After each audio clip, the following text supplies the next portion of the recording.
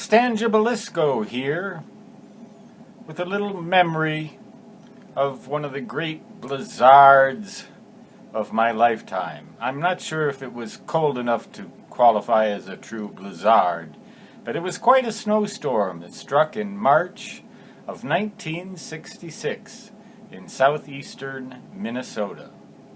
It started out as rain, and they warned us that it was going to turn to snow and become heavy.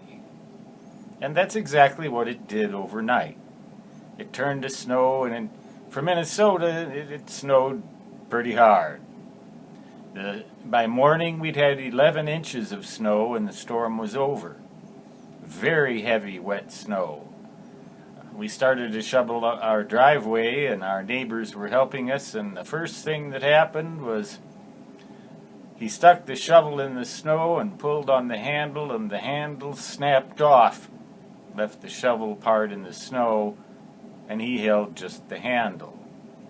A branch had fallen off of our great elm tree in the front yard. It was as big as a truck. But such was the mass of that tree that it was still hard to tell where it had fallen from. The weight of the snow did a lot of tree damage, but it also did a very bizarre sort of damage. In a couple of days after that storm, my dad took me over from Rochester to Waseca, Minnesota, to get, I believe it was a TR switch to interact my Drake T4X and R4A ham radios so that I could get full break-in on CW. And as we drove along Highway 14 to Waseca, maybe 30 or 40 miles, there were stretches in which utility poles had been snapped off and stood upright, upside down in the snow.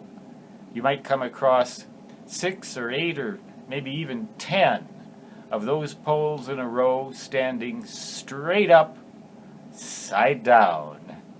And the weirdest thing of all was that the wires were undisturbed.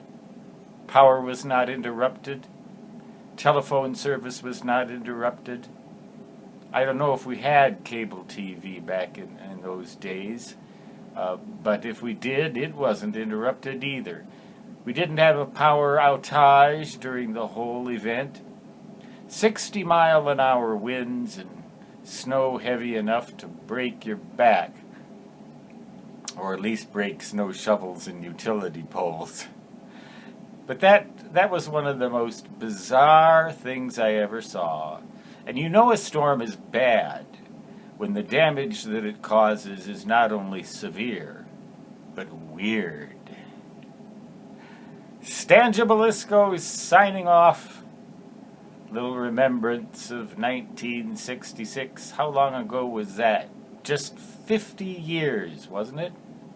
That was the year I was first licensed as a radio ham, so it couldn't possibly have been a TR switch. It must have been the Viking Adventurer transmitter that I got from E.F. Johnson Company, Waseca, Minnesota, courtesy of a benevolent dad, who's still alive today, by the way, sharp as ever.